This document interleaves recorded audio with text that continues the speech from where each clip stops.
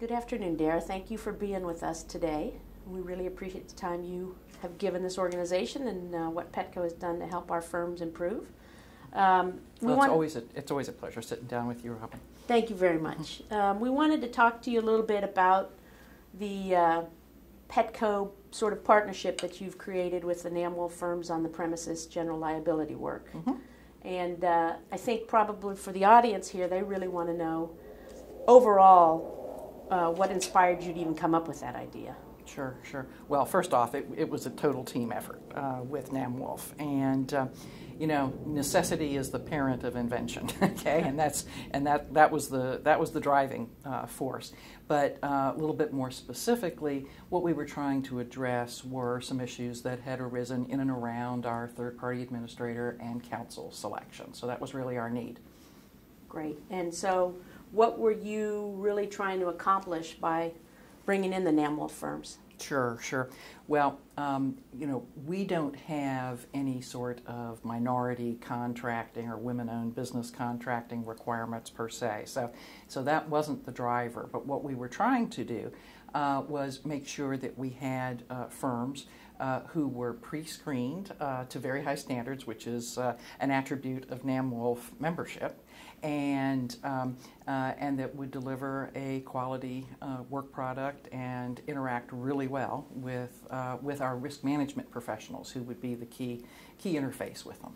So that's why NAMWOLF seemed to be the right solution. We already had pre-screened, talented lawyers. Absolutely, pre-screened, talented lawyers, and also I have to give a great shout out to several people at NAMWOLF, but in particular Renee Livingston, who the group was just so willing to spend an immense amount of time with us crafting a solution to our need. One of the things Renee mentioned to me that I haven't discussed with you before Mm-hmm. was you tried to insist on a model where we just use one NAMWOLF firm in an entire state. Mm-hmm. Why did you want that model? Well, we wanted the firm to establish a very good working relationship with us and learn about the business and our processes. We have some fairly detailed mechanics in terms of how incidents are reported at the stores, and that then triggers how the investigation would occur. And so we wanted to get someone very, very acculturated to how Petco's claims process works.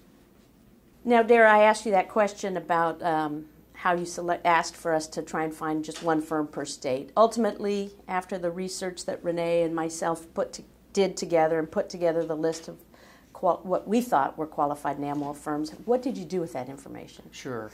Well, you and Renee put together a great map for me.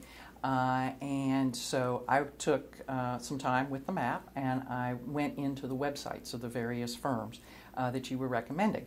And of course, I already knew that you had very high standards for membership and wouldn't have suggested these folks had they not met the standards. But I just wanted to satisfy myself that these folks did have good web presences and were exactly who you had described them as. I had to do a little due diligence on my own, having ultimate confidence, of course, in what NAMWOLF had suggested, and was very pleasantly surprised, at the breadth and the depth of all the firms. I knew they would meet our standards, certainly, because of all the work you'd done, but the breadth and the depth was really very refreshing.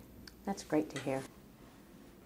What made you select the general liability, premises liability practice as opposed to, let's say, employment? Sure.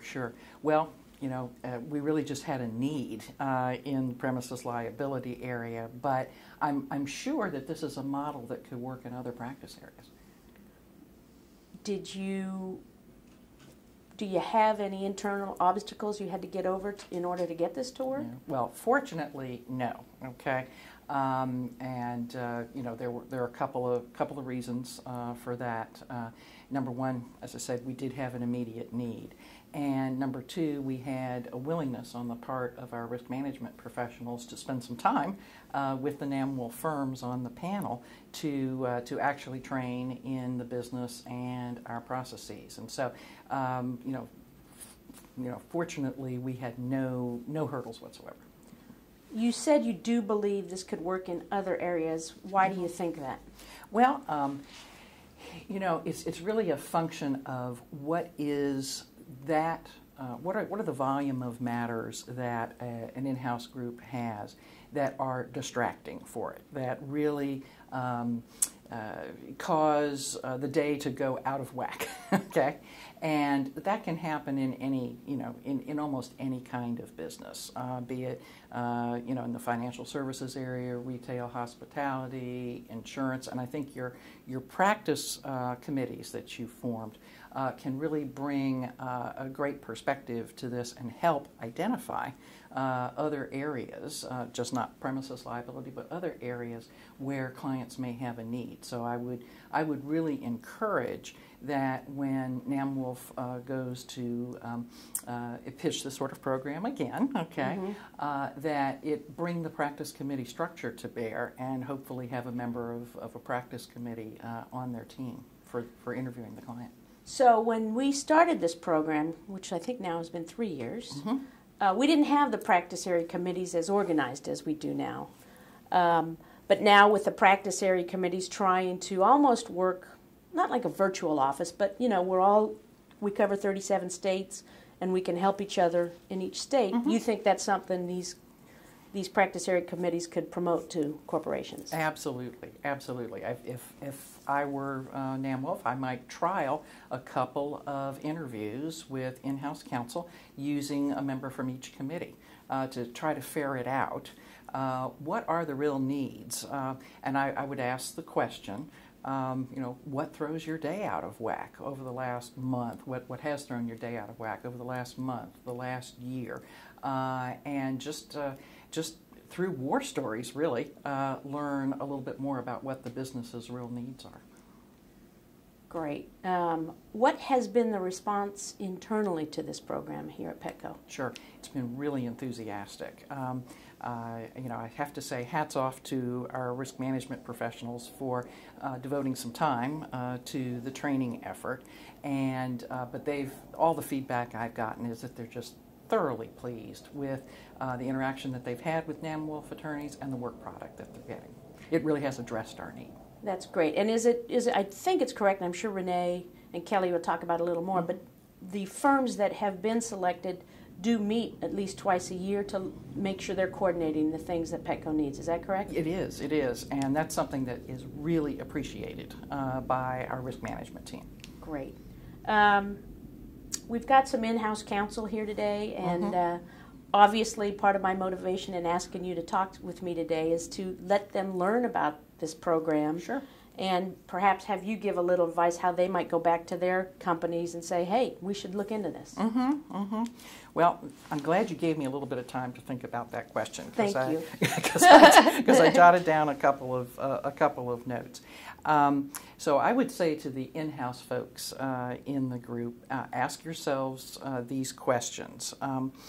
Where do you have a high volume of matters or a moderate volume of matters where things just keep going awry, okay? Where you get media attention surprises, okay? Where you might be confronted with a discovery deadline or breadth of discovery that was totally unanticipated, or worse yet, default judgments, and hopefully very few of those. But ask yourselves, over the last month, quarter, year, whatever, what threw your day awry, just as I said before, and what rearranged your priorities. And when you identify those matters, I think that your senior management will be very receptive to a program of this kind because there's nothing more compelling than unanticipated media attention to persuade any internal group that there's probably a need for additional support. Okay, great. One of the thoughts I had was when you approached this program, you were self-insured at the time, so was it easier for you to say, I want to select the counsel I want? Yes, I think it was. Okay. We are, as many retailers, self-insured to a certain extent. Correct.